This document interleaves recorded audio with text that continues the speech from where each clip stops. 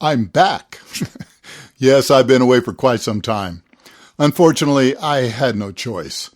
Now, despite the long hiatus, to my surprise, the number of subscribers has continued to climb, though more slowly, of course. Now, also, your comments have continued to come in, and the overwhelming majority of those have been just great. And I really appreciated all the kind words. I've been doing my best to answer them all, though I have been taking quite a bit longer than usual, so bear with me. Now, just before things went sideways, I did purchase a guitar for review. I've had it in my studio all this time, and I'll be featuring it today. The guitar is one I'd been anxious to get my hands on and was lucky to find since currently they're sold out everywhere I've looked. Now, today's guitar is the Epiphone Inspired by Gibson Custom 1962 ES335.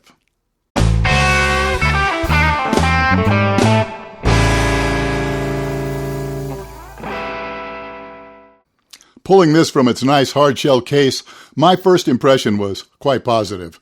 This guitar really looks great, and it feels like a quality build. Now, despite not being the traditional nitro, this finish is just one indicator of how far Epiphone has come in the last few years. Now, it used to be, even when the guitar was pretty good, you had to accept a finish that felt, thick and plasticky. There's none of that here. In my opinion, this finish, which they're just calling vintage gloss, is the best Epiphone finish yet since the original USA models. I much prefer it to the satin finish they were using on some vintage reissues recently, which itself was an improvement over the thick gloss, of course. Now, this sunburst is really nicely done, and the binding is cleanly applied and appears to be the right color as well. Well, I'd say Epiphone has really gone the extra mile with this model. It's certainly no budget guitar. The body is the traditional 5-ply maple poplar sandwich. The neck is a single piece of mahogany with a nice rosewood board. And the neck profile finally feels much more like the original vintage taper. This taper is something that feels very much at home to those of us who grew up playing the old ones. Adding to the vintage vibe, the fingerboard edges are gently rolled as well. It even has a Gibson historic lightweight aluminum stop bar tailpiece. Then there's these wonderful USA-made Alnico 3 custom bucker pickups, which remain some of my favorite modern Gibson pickups. These manage to be juicy, yet balanced and articulate.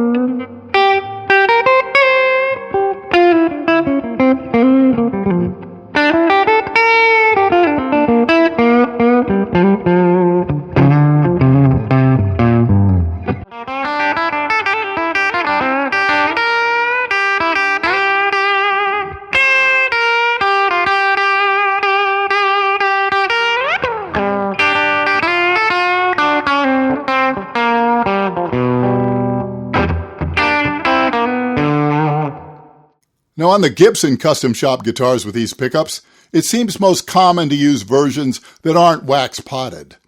This is historically accurate, but obviously wax potting was invented to minimize feedback. And my research indicates the version used on these Epiphones are in fact wax potted. I think this is a good thing.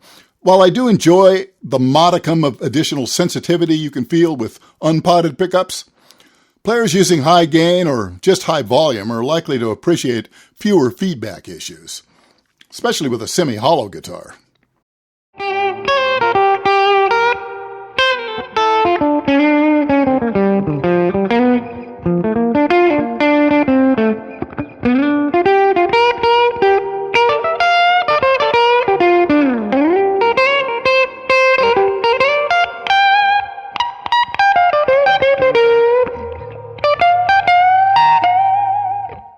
The fretwork is also quite good, not just for the Epiphone line, but frankly, it's better than some of the new Gibsons I've played. The frets are nicely leveled and crowned, and the fret ends are smooth. The Graphtec nut is well cut, and tuning stability has been excellent.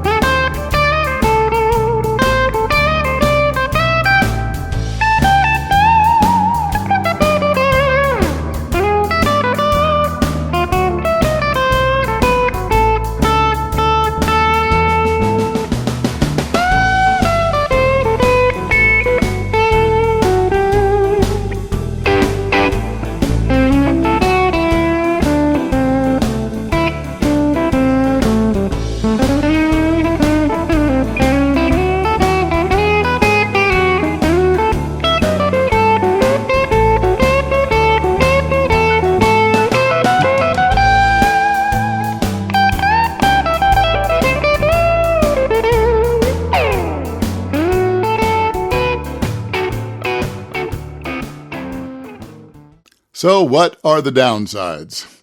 Well, honestly, there aren't many. Not from an objective point of view.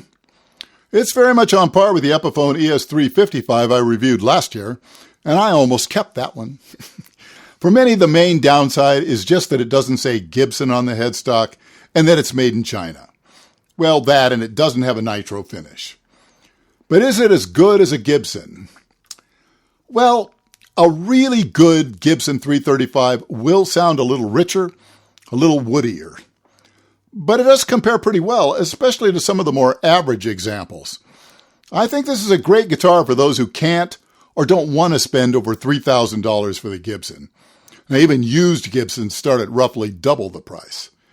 This would also be a great choice for the gigging musician who'd rather leave his expensive 335 at home, where it won't be knocked off a stand or possibly stolen. I would love to have had one of these back when I was flying with my '86 Gibson 335. A little less anxiety before a show is a very good thing.